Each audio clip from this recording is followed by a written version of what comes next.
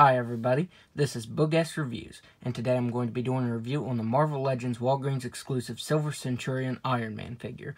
So before we take a look at Iron Man, let's take a look at all of the accessories that he comes with. So first up, he comes with these repulsor hands, and we've seen these used many times with all the previous Iron Man figures, and they still don't have a swivel that moves up and down. They still just swivel side to side, and as you can see, he has holes there for the repulsor effects. He comes with two repulsor effects that you can either use for the hands or the feet. And we've seen these used many times before as well. This time they're done in a translucent yellow. Eventually Hasbro is going to get to where they do a version in every color of the rainbow. That's at least what I feel like. So he has those.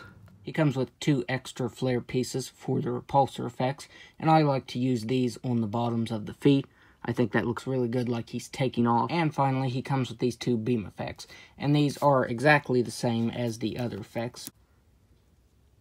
They're just missing that little flare around them. And I'm not sure why they included these without that. I think they should have just included 4 of these instead of 2 with the that little flare around them and 2 without. Because as you see, there is some gappage right there where it pegs into his hands. And if you put this in his foot, you get even more gappage. That's all the farther it'll go in. So there it sticks out really bad. So I think these effects are supposed to be for his hands. You still get a little bit of gappage there, but it's a lot less than if you put them on the bottoms of his feet. And the other effects are for his feet, like I showed. So these don't look too bad, but it's kind of odd that they include them like that. So now let's go ahead and take a look at the head sculpt. Taking a look at the head sculpt, I think it looks pretty good. The color is kind of what bothers me. This red, it's a shimmery red color. It's not really metallic. It's kind of just a bright red. I would have preferred a metallic red.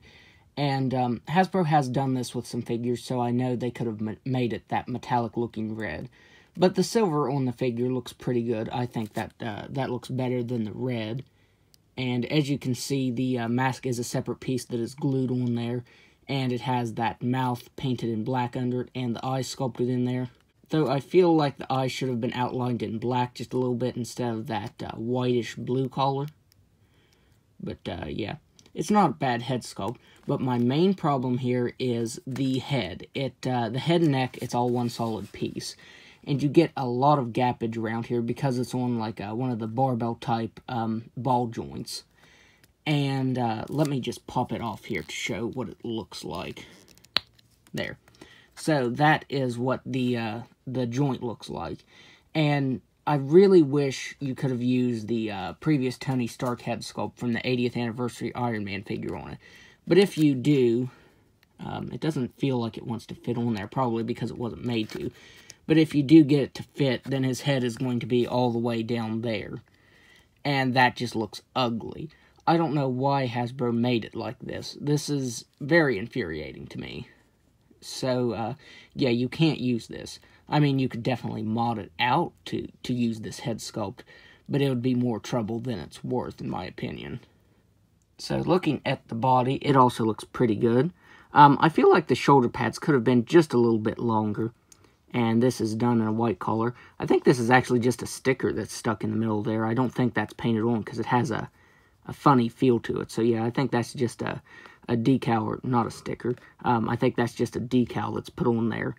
And like I said, the body looks good, but I feel like it should have been done in more of a metallic red color.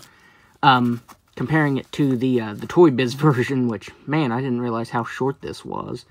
I wish they would have done it in this sort of color, because I love this color. Seeing these two side by side, the Toy Biz version definitely doesn't stand up now. But the coloring on this is amazing. Even the silver, it has like a black wash over it. It looks really good. But the red really stands out. It's a metallic red with like a black wash over top of it to bring out all the details. I wish Hasbro would have done that. I think that would have looked really good. And this one had a rocket attachment, I think. Not sure where it went, but there you can see the backpacks on each of them, how they differ. And if you look, this one has a removable mask to reveal the Tony Stark head underneath. And I really wish Hasbro would have done that, because this is a separate piece. It's just glued on there because the only thing that's underneath it is the mouth and the eyes. So it would have been nice if it would have had that removable mask to the helmet like this Toy Biz version. And as I was saying before, I think the silver color on this looks really good compared to that red. That shimmery silver color looks really good.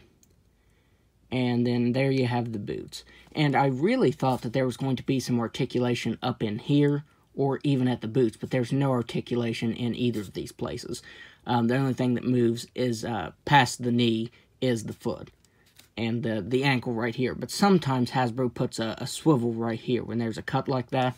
But yeah, there's no articulation there. So now I'm going to go ahead and go over the articulation. So with this ugly looking ball joint, he can move his head back all the way, but then you see that peg right there. So that's very ugly. He can look down all the way, but again, you get some gappage. He looked like somebody just chopped his neck off. He can move his head side to side, and he tilts and moves all the way around. But like I said, I'm just not a fan of this joint. So the neck articulation isn't bad, but then you see that peg. Any way you move it, you're going to see that peg. And if you do that, that definitely doesn't look right. So yeah, I don't know what Hasbro was ever thinking when they made that joint for the head. He has ball-jointed shoulders that can move all the way out. And they can move up and down right here at the shoulder pad. He has swivel at the bicep that can move side to side.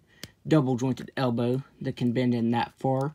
With these hands on, they only swivel side to side. They don't have the up and down movement like the fists do. He has an ab crunch that can move back all the way. He can crunch forward all the way. He can move his waist side to side. He has ball jointed hips that can just about do a complete split. He can kick forward all the way. He can kick back all the way. He has swivel at the thigh, double jointed knee, and a swivel at the ankle that can move down just a little bit. The boot does get in the way of that. Up just a little bit, and an ankle rocker. So now, let's do some size comparisons. So first up, here he is next to the Toy Biz version. And this Toy Biz version definitely isn't as great as I remember it being. But, I mean, you know, this was released a long time ago. The coloring is still better than the new one, though.